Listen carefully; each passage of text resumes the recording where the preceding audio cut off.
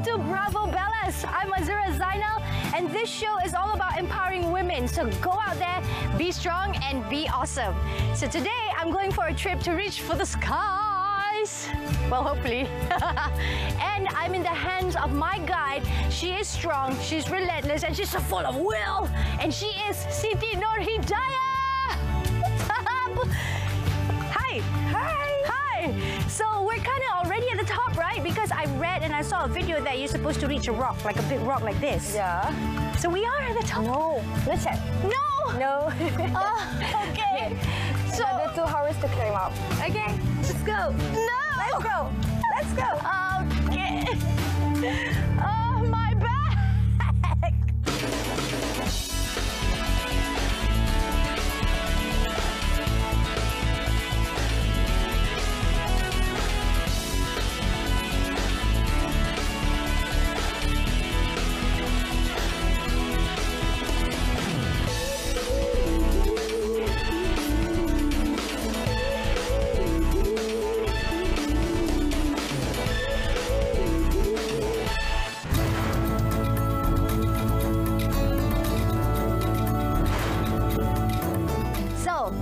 You are fondly known as Anna in the community, the climbing community.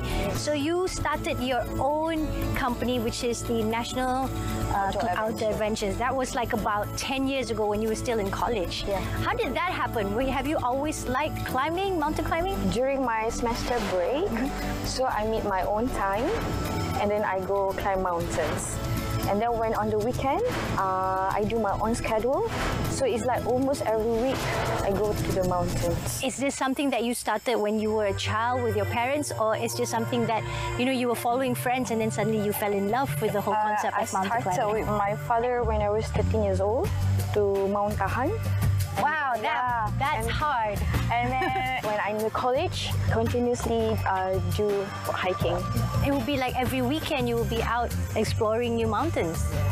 Wow, that's crazy. So almost when I finish my studying, last semester I have decided to open the company. I see. So it's really with my passion to open the company until right now. How's the company doing now, and it's still running? 10 years Yes. already? Yes. She likes argue with the other people and do it some funny, and then she also cooking, and She did say she loves cooking for people Yes. when you're up at the peak. right, she also guiding and crew as well. Yeah. You're doing really well. So you get visitors from all over the world, Malaysia. Malaysia, England, Switzerland, Germany, Russian. Not bad. Yeah. So how many languages do you speak then, since you got to take people from Russia? I just speak English language with them. Yeah. Okay, very good. Yeah. So I know mountain climbing is not something that's easy. I mean, you need a lot of passion and you need to really enjoy what it is that you're doing, right? And you, as a mountain guide, and you were one of the first to actually become a female mountain guide here in Malaysia. How did that make you feel? Were you thinking about, yes, I'm going to be the first female mountain guide in Malaysia, or it was just something that happened all of a sudden? It's just sudden. I didn't plan that. So I just do my work. I really worked so hard. And then they entitled me to be the Malaysian mountain guide, to be the first one. Nice. So, like, people think they can just be a guide. Just because you like climbing mountains, suddenly you're a certified mountain guide. Where it's actually not, because you need to take license. Yes. And then you gotta register with the tourism and whatnot. Yes. How long did that process take for you to actually get that certification? Okay, you need to take the license. It takes you 17 to 21 days with the Perhilitan and Ministry of Tourism. And then after that, you need to wait after 2 months if they Approve? Yeah, if you really get the license approval, yes. So very nice. You obviously have traveled the world. Which is the furthest country you've been, and what mountain did you climb? I go to Indonesia, Mount Rinjani. That one is my first trip that I go alone. I do my own backpackers from Malaysia to Bali. During that time, Lombok Airport was closed because of the Mount Raung Explosion. Yes. And then I was like so degil. Yeah. Yeah. And then I still take flight to Bali and take a ferry 5 hours to reach Lombok. Oh my goodness. And this was all on your own? You had to carry your own bag? Yes, your own everything is equipment? my own equipment. What were you trying to achieve? Challenging? Just Yeah. self-satisfaction. You meet new people, Yeah. you with your own self, and I made it. You did. Yeah. Congratulations. How do you manage that, to not show that you're, in a panic mode at times, to make sure that everyone is okay? Okay, if anything happened, let's say you was facing with the wildlife, like tiger, elephants, or snakes, you cannot be panic. You must cool down and chill down, because when you panic, you cannot think, and everything getting so hard. Yeah. Yeah. And how that I manage is my responsibility is about safety. So every time I will always think about safety. That's why as a guide, you need to remind, you need to talk, because your participant is tiring. So sometimes they cannot think. Yeah. So you are the only one who need to remind them. Yeah. So you have to constantly say, okay, make sure this road, this path is slippery, be careful, Yes. that kind of stuff. Yes. Has there ever been incidents or situations where you were feeling really bad? There's one situations at Mount Korbu Gayung, Ipoh Perak. One of my participants get bite with the snake. Oh, and then? Yeah, ular kapak. Oh, that's It's very dangerous. venomous, yeah. It just takes you 6 hours to survive. So in the critical thinking, in the risk management, so I have decided to cut off the blood to take out all the poison. Yeah. So after that, I give some medicine and then directly take out to the hospital to take the venom. That's tough. Yeah. And you're still doing it. So the nature is very important to us. Yes, and very. now with climate change, Yeah. people are throwing rubbish everywhere. Yeah. Do you make it a point to tell your participants that please do not, whatever you carry, make sure you put it back in your bag, on your pocket, and carry it back with you out? Yeah. Every trip, before we start hiking, I will do the briefing, everything to remind them. And even though inside the mountain as well, I will always remind them. This is how you are responsible with yourself and with the nature. So this is your way of helping preserve Mother Nature and making sure that it's long-lasting for the newer generations. Yeah. We need more people like you. Yeah. Remember, if you go up there, make sure you carry all your rubbish out. Yes. It's a big deal, right? Yeah, it's all about attitude. That's true. Yeah. People have to change their mindset. Yes. So if there are people out there who wants to do something like you, who like to do extreme sports, and but they're too scared to do it, what would your advice be? Okay, first thing, especially for the woman, okay, get out from your comfort zone. Okay, one thing. Second thing is you must fight with your fears. Fight with the fear. Yeah, after that you'll be so happy. Yeah, once you know that, hey, it's not so bad after all, right? Yes. Well, cool. Yeah. Now the gibbons are calling. I think it's time for us to go up now. Yeah, let's go. Let's go. Let's go. Let's go. Let's go.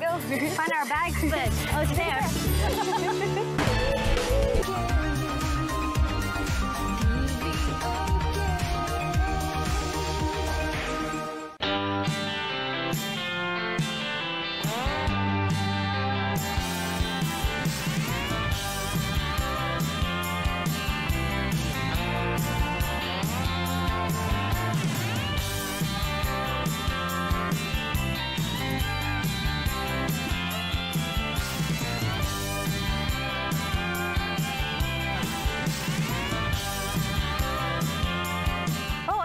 Yeah. This is like really nice. I love the weather. I think is pretty nice. It's not too hot. Yes. And at the same time, with the insects and bugs singing along to follow us on our journey.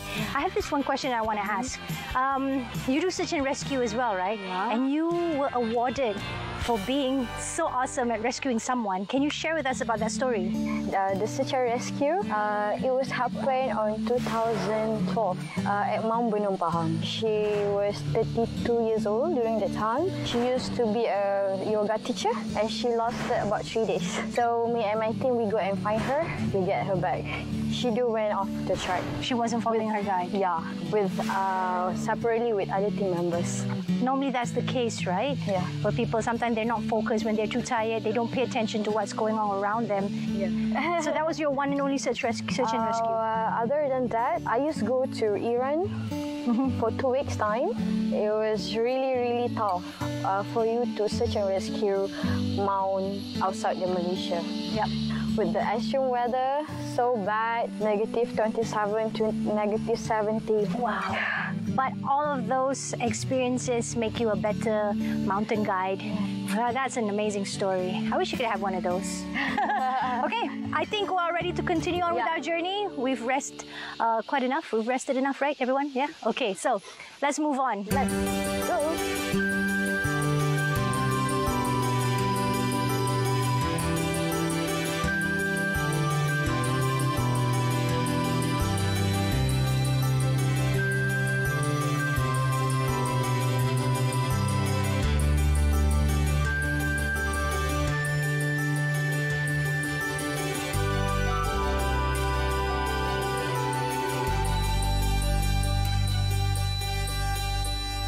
Okay, so we've reached our first pit stop. That was a really nice trek. Yeah. It was very steep.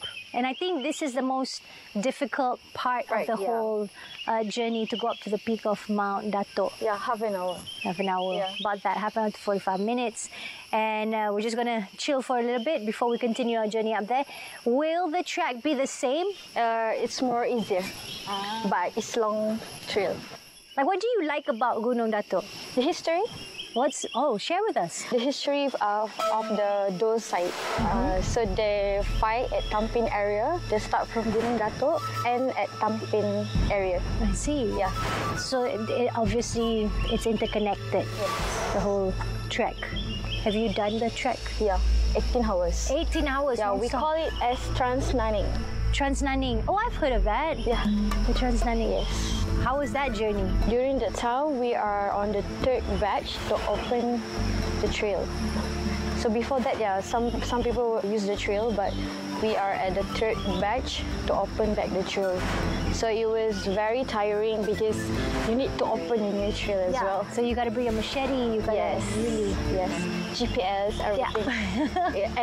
And it was raining, very slippery, a lot of leeches. It's fun. Yeah. Such an amazing stories that you can share with your family and your friends. I mean, it's really, really cool because not everybody gets to do this. Okay, I think our break time is enough. Shall we continue? Okay. Let's go. We'll go get my bags and then we shall go. Yeah, let's go. This is really cool, Anna. Yes. How much further? How far do we have? 200 meters. 3? Yeah. 300 meters. Okay, that's not so bad, right? Yes. Okay. So, you okay? Everything's okay? Everything's good. So the journey will still be like this? Going uphill? Yeah, still going uphill until we reach the peak. Okay? That's still all going up. All right. Okay. Let's do this. Yes.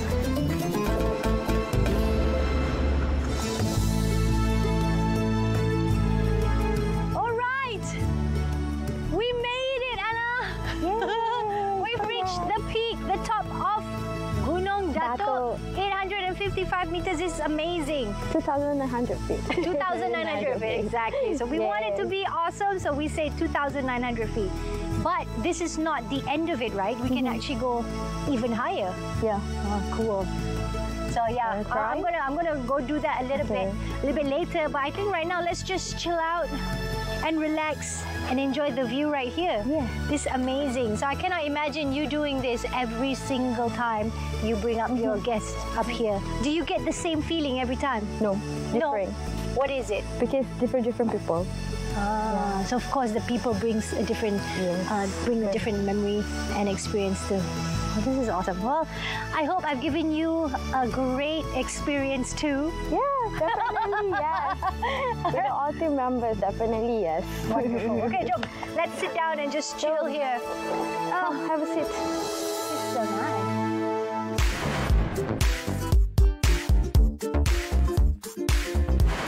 My name is Hani Leong and I am the co-owner of the Naked Lunchbox.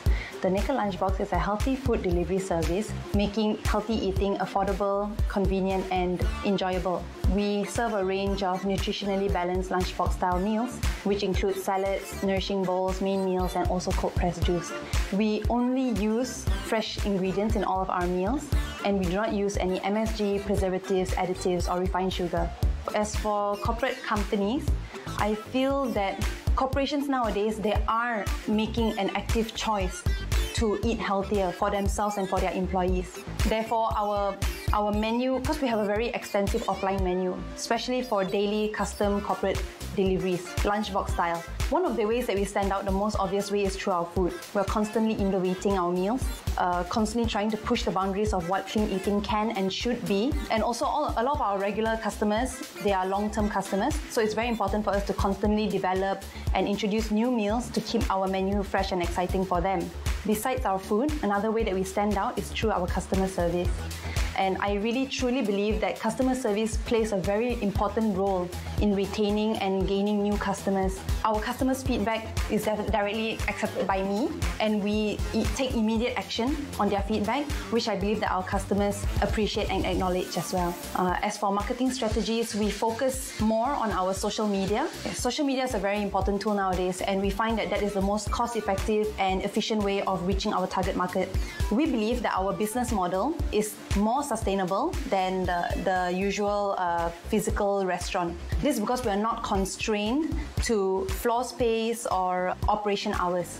Also, as we are not a physical restaurant, our customers don't have to come to us, we can go to them, which helps us expand our market reach considerably. In our kitchen, we practice a zero waste policy. By utilizing all of our ingredients, we are able to fully maximize our ingredients and at the same time keep our costs low. And we also take the initiative to ask all our customers if they need like cutlery, napkin, paper bag. So by reducing waste, we also reduce our costs.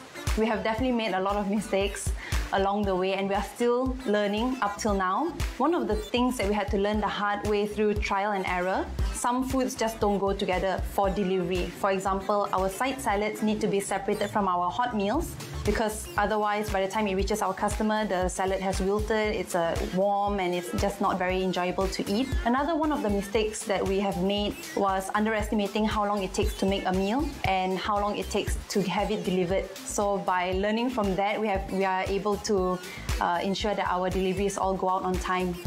One of the advice that I would give, get product validation from their friends, their family, to get their honest feedback about their product. And also another thing that I would recommend and advise women to do is to join online communities. I think that having the right partner with you on this journey is very important, to drive you, to motivate you, to keep in mind your goals for your business.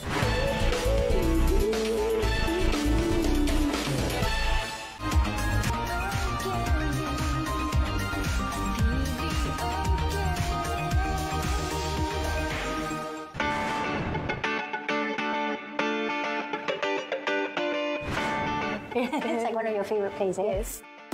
All right.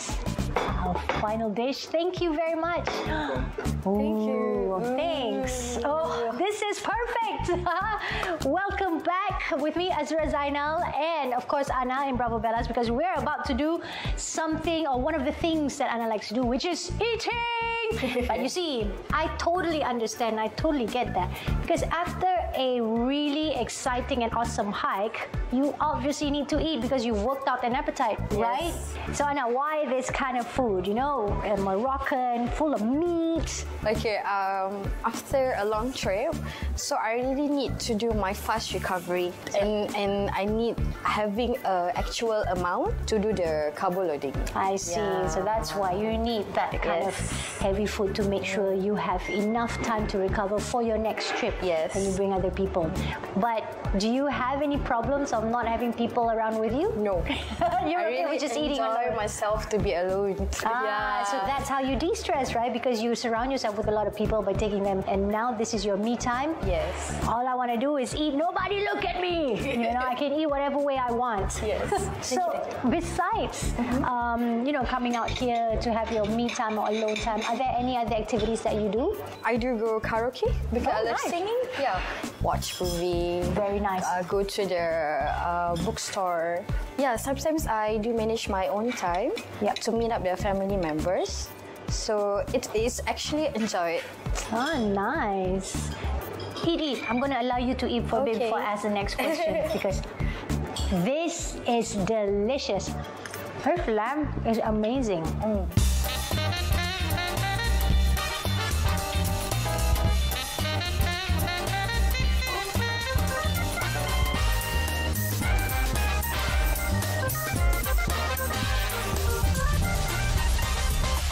So like when you're climbing, right, or trekking, how do you keep your mind sane? It's very big responsibility because you bring a human life, okay?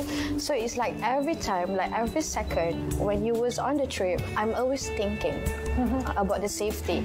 And then I need to kind of my participants who was feeling sick, you know, it's all about the resources management. Yeah. So me and my team, we follow the SOP. Follow SOP, Yes. yeah. So that's why people think that when you go mountain climbing or mountain trekking, yeah, it's fun, but they don't really understand how stressful it can be. So that's why you need this kind of setting me time, or activity, and me time is very, very important. After that hike, you guys, I don't know, I might go there again. You have to take me again, yeah? Yeah, right. Oh yes, just a little bit more to the top of the world. We're almost, oh my goodness. You guys, this view is simply breathtaking. Look at it. Wow. I'm so happy I took this decision to come up here. Thank you so much, Anna, for guiding me to get myself up here after so many years of not doing mountain climbing and even trekking. It was tough. We did it in about 3 hours, but it's okay because, you know, we want to enjoy the view and whatnot. But, you know, at the end of the day, it is mind over matter. Thank you so much for watching Bravo Bellas. This is the end of it. But I'm going to leave you with this amazing view. Now remember, go out there, be brave, be awesome, be strong. But at the same time, please take care of Mother Nature. Please do not litter. If you're going to do climbing or any activities at all, please pick up after your trash, okay? So I'm Azura Zaina. I'm going to see you in the next Bravo Bellas. But right now, you and I, we are just going to enjoy this beautiful view of Gunung Datuk. Let's go.